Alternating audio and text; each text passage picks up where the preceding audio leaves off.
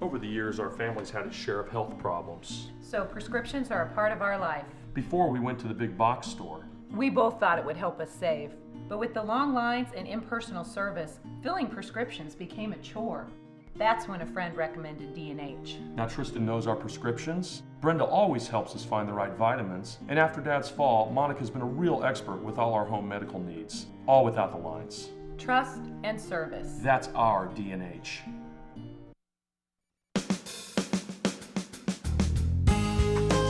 Good morning and welcome to Radio Friends on Thursday, August the 6th. It's good to have you here. We're going to talk about something very, very important, and that is the food bank for Central and Northeast Missouri. Lindsay Lopez is with us. Good to have you here, Lindsay, director of the food bank. We were talking a little bit before we came on the air, and you were telling me that each one of us, every one of us, as we go through our day, interacts with somebody who is going to go to bed hungry at night. That 1 in 5 people in our community live in poverty. Right. 1 in 5 people. That's a lot of people. It's staggering. 1 in 5 people are going to go to bed hungry or not know where their meal is going to come from, perhaps tomorrow or 2 or 3 days from now. Right. And that really means you're having interaction with people, I'm having interaction with people. Really, we all are on a regular basis. We just may not know what the face of hunger looks like.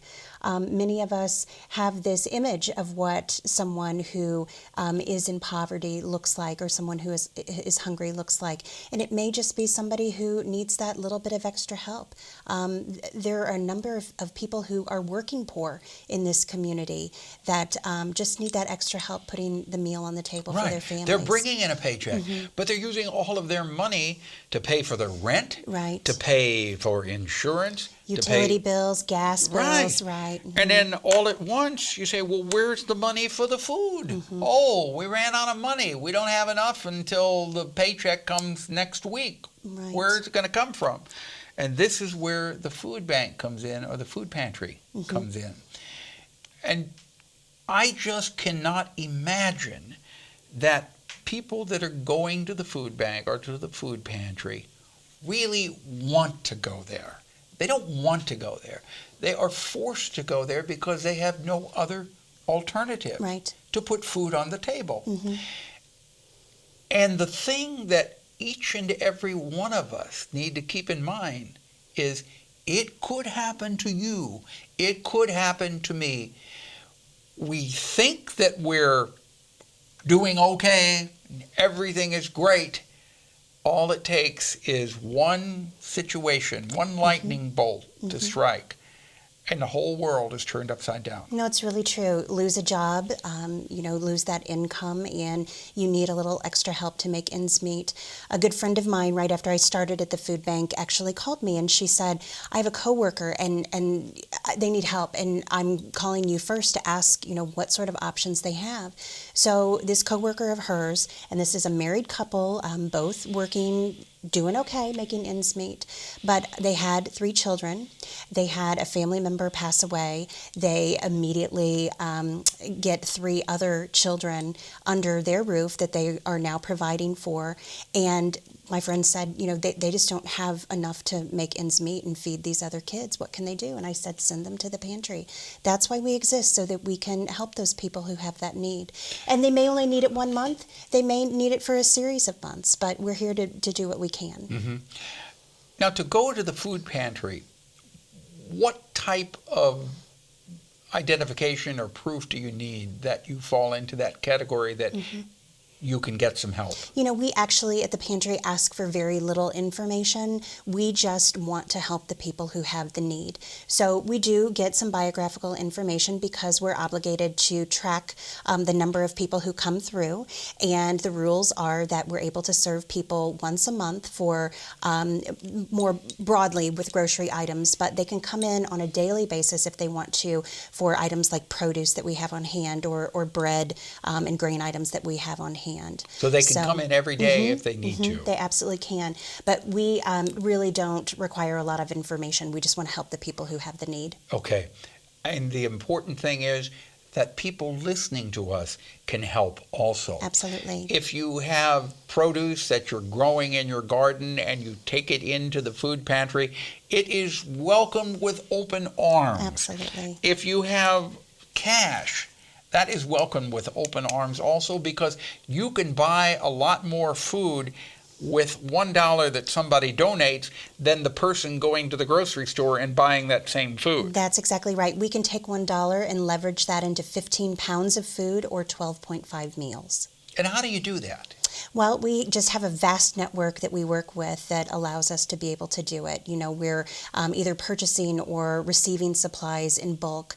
We work through Feeding America, which is a national partnership of food banks across the country. We receive about 80% of our food from them, and that is just an incredibly vast network that they have set up with growers and farmers and corporate entities. Yes. Well, I tell you what, if you want to help the food bank, you know that it's going to a very worthy cause. And always keep in mind, you just never know when you may be on the receiving or need to be on the receiving end of that. It's so true. If people want more information, either way, if they need help or if they want to volunteer, if they want to make a donation, if they want to bring in food, what do they do? The very best way to keep up to date with what we're doing at the food bank is through our website, and that is sharefoodbringhope.org. All kinds of information there about for the people who need help. So wait a minute, the website is www.sharefoodbringhope.org. And it's all one word typed in together. That's exactly right. So for the people who need help, it will list the various agency partners that we work with who can provide assistance to them. As well, it will tell people who want to volunteer how they can do that. And certainly if people have an interest in contributing, there's a way to do that as well. You can also call the main line at the food bank, and that number is 573-474-1020. Okay.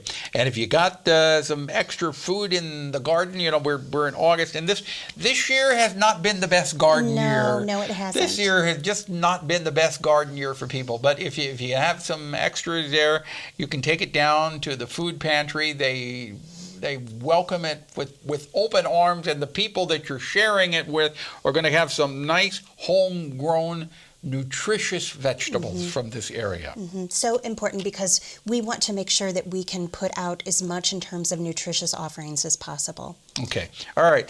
And again, it is www.sharefoodbringhope.org. Lindsay Lopez, thank you so much for coming by. Thank you, Paul. It's always a pleasure. Please come back again because there is always a need for assistance at the food bank, correct? Absolutely, okay. Yes. Thank you. Tomorrow we've got music with Kathy Barton and Dave Pera. Our program directed by Travis McMillan of the Reynolds Journalism Institute. Audio is Pat Akers from KBIA.